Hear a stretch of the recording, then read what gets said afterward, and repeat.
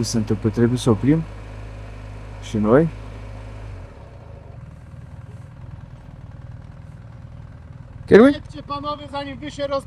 Vedem unde o să ajungem, unde o să ne aducă viața astăzi. Să ne intrăm așa într-o tranșă de asta de condus. Și eu cu Wi-Fi care, nu avem GS Adventure, avem rezervare numai de 19 litri. Suntem în zona de, vedeți, mai avem 60 de km. Tot e drept, drumul e drept, curbe nu sunt, dealuri nu sunt.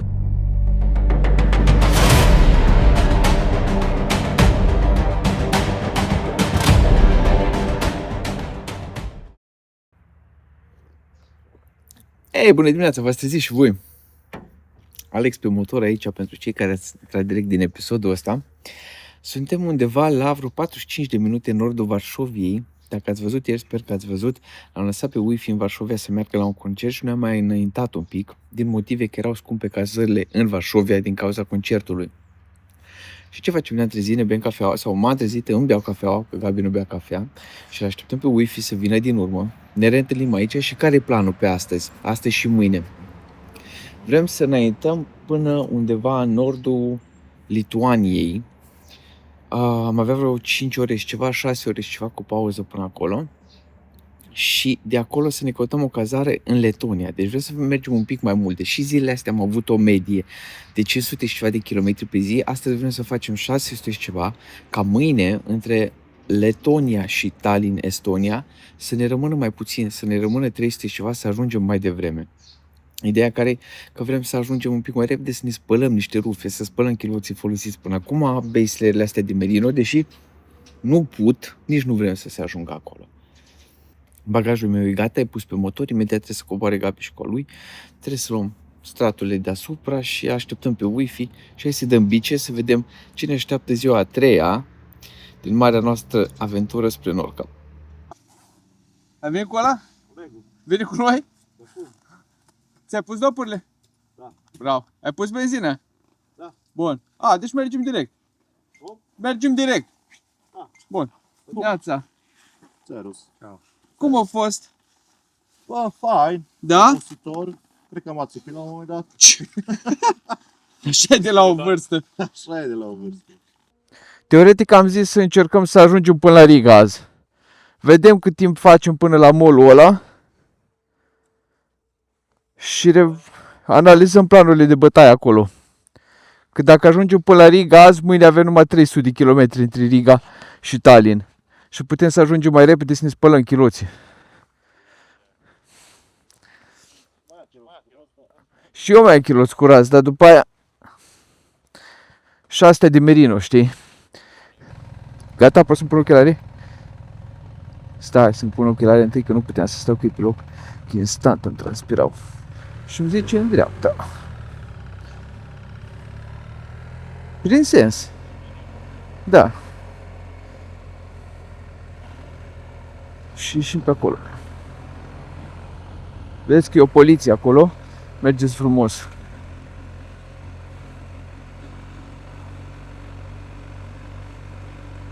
Bine, puteam să mergem pe la următoarea ieșire și să evităm de tot poliția. Ce se întâmplă? Trebuie să oprim? Și noi? Ambele actele sunt în spate. Stai că trebuie să-l aud pe ăsta.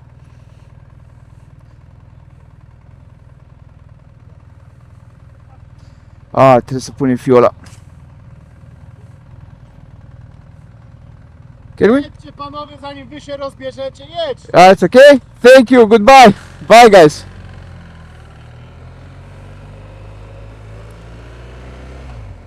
Aș fi vrut să-mi pun fiola în Polonia. Păi mi-au pus-o, dar în România. Mi-au pus-o fiola. Da, de ce? Câteodată uite-le, le-am plecat pe Batman, ați văzut? Da. Bună dimineața, internet, și bine m-a regăsit cu bine. Alex, Wi-Fi și Gabi pe motor aici. Am pornit azi în direcția Lituaniei / Letoniei. Vedem până unde o să ajungem. Uite, sunt lebede cu boboci, o să mor. Întâi o să mor de ADHD. Dar după aia, mamă, erau niște lebede cu boboci acolo. Dar da, pornit în direcția Lituaniei / Letoniei, vedem unde o să ajungem, unde o să ne aducă viața astăzi. Hai să-i dăm bice. Bă frate, dar nici aici nu scap de bufnița asta, nu mă las în pace. Pe autostradă în Polonia, drum expres în Polonia, în drum spre cercul polar și apare bufnița de la Duolingo, o să-mi aduc aminte când mi-am făcut a spaniola. Deci foarte amuzant, suntem plecați de aproape o oră și am făcut aproape 100 de kilometri și cred că acum tocmai am ieșit din a treia curbă. Deci efectiv drumul de când am plecat de la cazare, în afară de vreo două sensuri giratorii, am mers linie dreaptă, linie dreaptă, linie dreaptă, linie dreaptă și asta cred că a fost a treia curbă. Acum încep să văd prin față că începe să fie mai așa. Dar cred că vrea să ne pregătească pentru Finlanda, unde o să avem 10 și 100 de kilometri numai de mers drept și drept și drept și drept. Și după cum vedeți, nu avem niciun deal, nimic prin fața noastră, numai pădure și drum, pădure și drum. E foarte, să zicem, nu plictisitor, e știu, aventură. Asta e adevărul, dar e foarte important să stăm la povești între noi, să ne ținem alert, să nu intrăm așa într-o tranșă de asta de condus, să nu ne fure, să avem un tunnel vision. Brother! Și asta de remorcuță. Eu Goldwyn cu remorcă. Feblețea mea Goldwyn cu remorcă. Salutare! Da, e superb și albastru ăla, minunat. Da, da. Bine, acum nu știu ce trebuie să faci în viață ca să trebuiască să pleci în torul cu motorul cu remorcă după tine. Care-s deciziile pe care le-ai luat? Dar tot, e foarte fain motorul, așa îmi place când văd câte Goldwyn de la cu remorcuță. A few inches later. Deci suntem în un pic de panic mode, că mai avem rază 60 de kilometri și scade cam repede. Cu ultima benzinărie pe care am avut-o aici pe autostradă a fost acum mai bine de 150 de kilometri și am zis, bă, că nu e nevoie, sigur mai găsim până să intrăm în Lituania. Mai avem 47 de kilometri de Lituania. Și nu prea am mai găsit. Și eu cu Wi-Fi care, nu avem GS Adventure, avem rezervare numai de 19 litri.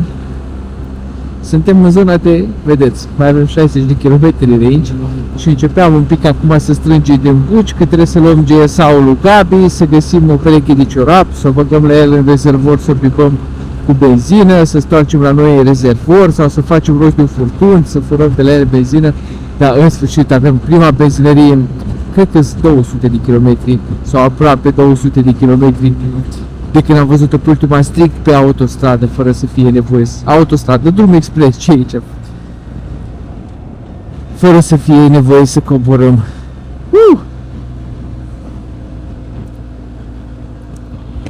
Era cam rușinos să trebuiască să sun astăzi la asistența BMW. Zic, bă băieți, nu vă supărați, cum zici pana prostului în poloneză? Vezi, îți dai seama cât de puține benzinării sunt aici, după cât de aglomerate. Da, da. Ce pui? 98 și tu cât e? 8,19 zloți. Aici pe autostradă. Nu știu, să vină. Nu, să vină. Zice Gabi că vine cu tabletuța să plătim direct aici. Da? No, nice. Eu de Polonia. Nice!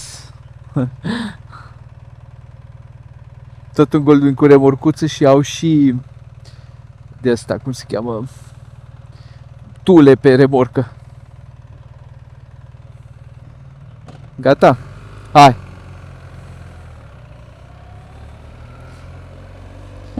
Hai, 200 de metri și sărbătorim în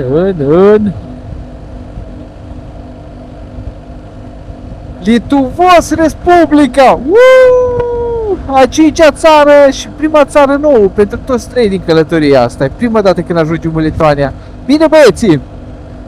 Am intrat în Lituania, pe care până la urmă cel mai probabil o să și traversăm complet astăzi și o să mergem mai departe spre Letonia. Când ne-am dat seama că de aici, de unde suntem, de la intrare avem, cred că din punctul ăsta mai avem vreo 350 de kilometri până în Riga. Ceea ce înseamnă că, hai că ne uităm de fapt că l-am deschis și în paralel pe Google Maps. Ceea ce înseamnă că 356 de km, 4 ore și 11 și nu mai are rost să stăm, să încetinim. Mai bine mergem mai mult astăzi și lăsăm mai puțin pe mâine, ajungem la timp, cum vă ziceam dimineața, ajungem mai devreme în Tallinn. Intrăm un pic pe interzis, dar nu-i nimic. O să vadă că avem numere străine. Hai că eu vreau să fac și un plin dacă tot am oprit. Și vreau să văd ce cât costă benzina. Stai așa. Cât zic. Da, este numai 95. Și există 95 miles și miles plus. Hai să băgăm, dacă ambele sunt 95, hai să băgăm toate astea 95 și costă... Ce a început ăsta să cânte ăsta? A, mă, stai că ideea cu display. Și €1,85. Asta 95 simplu. Sper că benzină pun, da? Diesel, da. Bun. Mi-a luat să mănânc prima chestie. Prima chestie lituaneză. Nu știu ce e, ceva dulce, ceva desert. Am găsit secțiune de astea de patiserii, m-a luat o croissant că le era la sigur.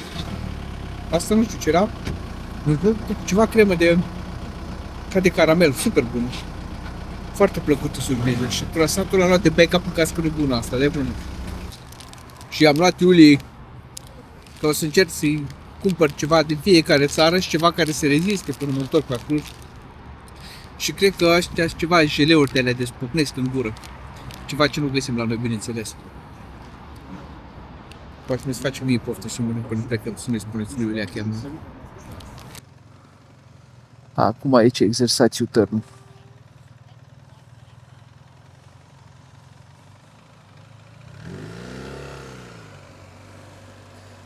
Frumos. Am pornit un pic camera să vă arăt cum arată Lituania rurală. Și nu numai asta, cred că singura formă geografică ce presupune, corectați-mă dacă n-am dreptate, este un deal după copacii ăștia. Că altceva de mult n-am mai văzut. De la Varșovia n-am mai văzut altă formă de relief decât câmpie și plat. Dar acum văd, ăsta e primul deal aici, în stânga. Și dacă cum stă treaba, presupun că e și, v-am zis, presupun că e și singura formă geografică din Lituania.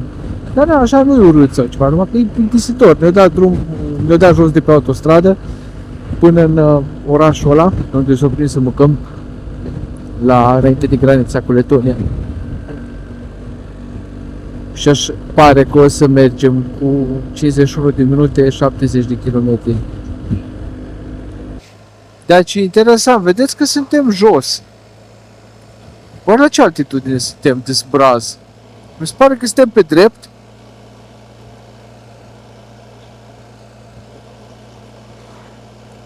Suntem 59 de metri altitudine și Zbraz. Ce interesant. Mamă, deci ce plictisitori. Nu puteți să vă imaginați. Am mers pe ceva drum, s-a numit A17, noi am presupus că e autostradă. Nici vorbă, era ceva drum național. Drept. Totul-i drept, drumul-i drept, curbe nu sunt, dealuri nu sunt, limite de viteze și hai că nu era așa problematic dacă erau doar limite de viteze, dar și o grămadă de radare de astea cu viteză medie. Deci, Doamne, ce plictisitori! Dar o să mai povestim de chestia asta, dar din fericire ajungem în 13 km aici, la mall-ul ăsta, în orășel. Vă pun imediat textul. Da, ia, îmi scrie aici. Nu scrie localitatea în care ajungem, da.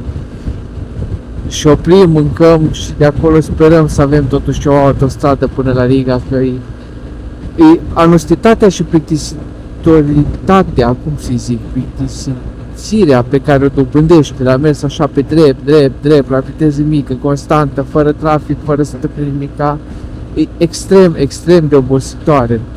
Chiar dacă nu te obosește fizic, te obosește psihic. Da, it is what it is. Așa e în aventură. Lasă că ne-ai lăsat partea a doua pe partea cealaltă, pe Norvegia. Vedeți voi atunci. Dacă mai conduc mult pe drumul ăsta, o să fiu și eu handicapat. Hai aici, în dreapta. Gata, am găsit aici. Hai, Wi-Fi între noi. Gabi, știai de când eram mici. Bine, tu ai fost mic mult mai recent decât am fost eu mic, sau Wi-Fi mai ales. Dar ce faci cu ei? Uite o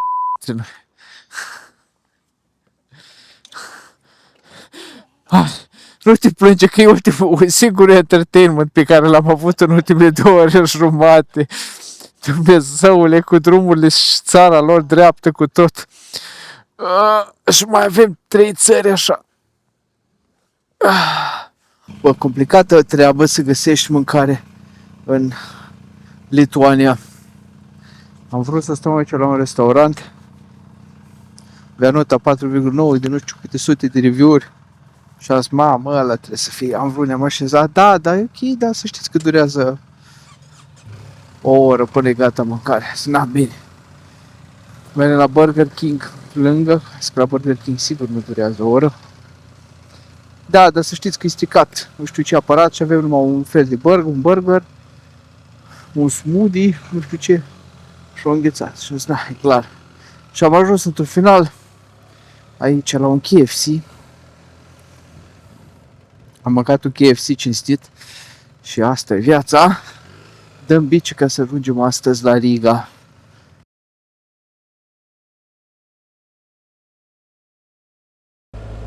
Hai! 900 de metri din Lituania și am terminat cu ea. Și pe cât de tare ne dorim să se schimbe ceva, avem foarte mare îndoieli că chiar o să se schimbe și să avem în continuare și rețele. Sau nu știu, sper să n-am dreptate. Să fie o țară cea mai interesantă, dar sincer în ultima oră jumătate cea mai interesantă chestie care s-a întâmplat pentru noi că am făcut un serie giratoriu și nu exagerez. Și că a pus unul frână bruscă să facă stânga. Dar nu exagerez, asta a fost absolut tot ce s-a întâmplat interesant de când am plecat la KFC. Rest, da, am zis și de sensul giratoriu, am zis, zice Wi-Fi în cască. Să nu uiți să vă povestesc. Da, am făcut o tură întreagă că nu mai știam ce să mai facem. Efectiv nu mai știam ce să mai facem. Hai, 90 de metri.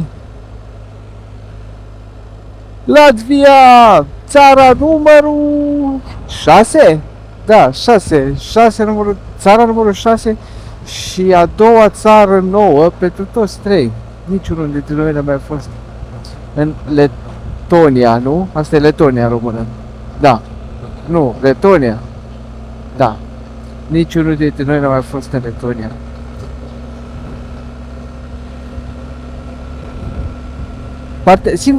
Singura, că efectiv e singura parte bună ce se întâmplă, e că mergem la consum și avem o medie de, nu știu, avem așa încărcat, să limita asta, avem consum de 5,3%. Deci e singura chestie pozitivă de traversatul Lituaniei. Și probabil așa să fie și Letonia. Dar nu nimica, asta este, dăm bice spre Riga. Ajungem un pic mai târziu astăzi, dar măcar mâine avem o zi scurtă de numai de 300 de kilometri și poate ne bucurăm un pic mai mult de Tallinn. Deci prima chestie interesantă în ultima oră. Nici nu mă supăr că trebuie să merg cu 50. Dar am ajuns într-un final, într-un oraș în Letonia. Salutare colegii! Și vedem în sfârșit ceva. Și am speră că și în Lituania și în Letonia, sper că vedeți cât de cât blocul ăsta din stânga mea, sunt așa, destul de comuniste ca ale noastre, adică nu ăsta, arhitectura brutalistă e jet be jet, post-sovietică, cum e ca la noi. Și nu numai arhitectura, nu numai în clădirile astea mai vechi am văzut asemănarea, și la oameni mi se pare că arată destul de balcanici, adică n-ai fi zis că ce să ăștia, nu-s balcanice, cum le zice? Cum? Baltici, așa, exact. Zici ok, zici că sunt baltici, nici n-am mai văzut oameni baltici până acum, așa, ăla e adevărul. Nu știu exact la ce mă așteptam, dar prin astea, oamenii, pot să zic, chiar arătau destul de balcanici. Și orașele cred că sunt un pic mai frumoase, un pic mai moderne, nu musai frumoase, dar mai moderne decât la noi. Să așa, dacă ar fi pe o scară dintre România și Germania, cum arată orașele, noi am fi România și ar fi România plus 2 înspre Germania. Nu surâte sau ceva, dar mici, extraordinar. Din câte 3 orașe, cred că e al 3-lea oraș pe care îl vedem de când am intrat în Lituania astăzi și noi suntem acum în Letonia. De sate nici nu mai zic, cred că am văzut un singur sat.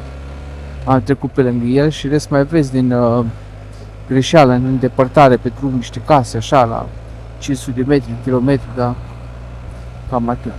Uite aici un pic arhitectura începe să pară mai alea, dar iar e și un bloc comunist acolo în stânga. Un bloc extrem, extrem de brutalist. Da, avem o dreapta la sensul giratoriu aici.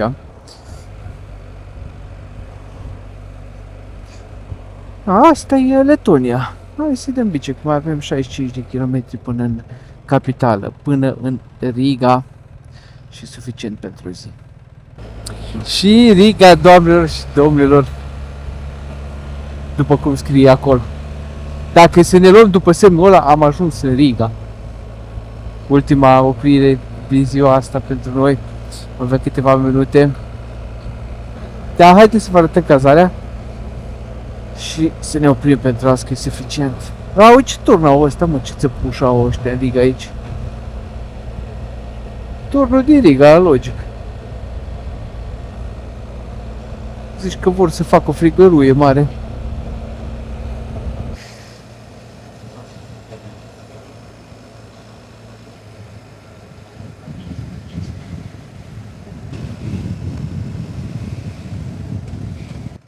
Sper că nu trebuie să fie uite la tramvai sau...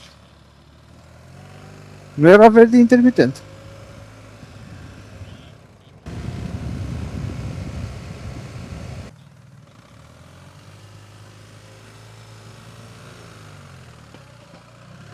Dar eu am și restaurant, am uitat. Dar nu scris. Scrie în mesaj. Oh, lux. Oh. Wunderbar. El mă duc. Din Finlanda. Și asta e camera noastră de... Cred că a fost un internat, un cămin de facultate, de ceva de elevi, transformat în cameră de hotel. Avem 3 paturi, au fost 400 de lei. Ne scuzați deranjul, așa e când circulă 3 ficiori împreună. Eu acolo deja editez.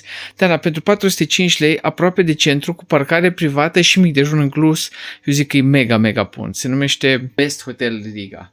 Și ești de acord, e Best Hotel.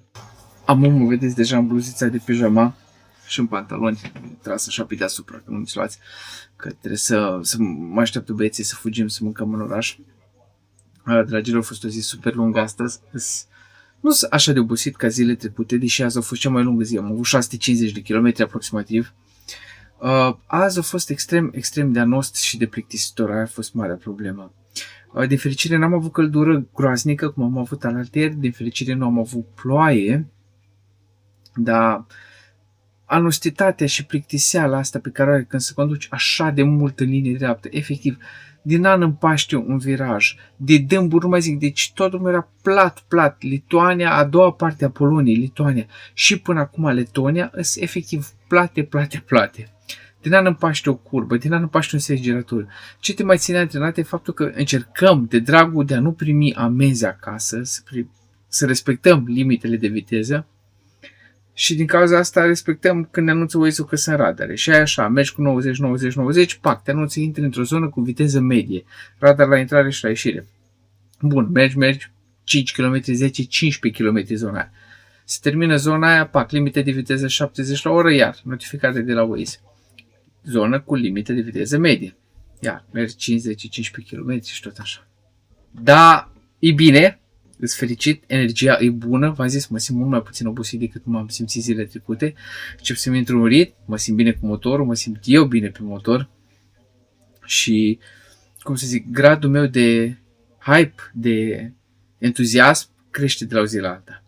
Cel mai important în seara asta e să mă duc să beau o bere cu băieții, să mâncăm ceva. Așa că, dacă ați rămas până aici, vă mulțumesc foarte frumos. Dacă nu sunteți încă abonați, să vă rog să luați în considerare, să-mi lăsați și o abonare.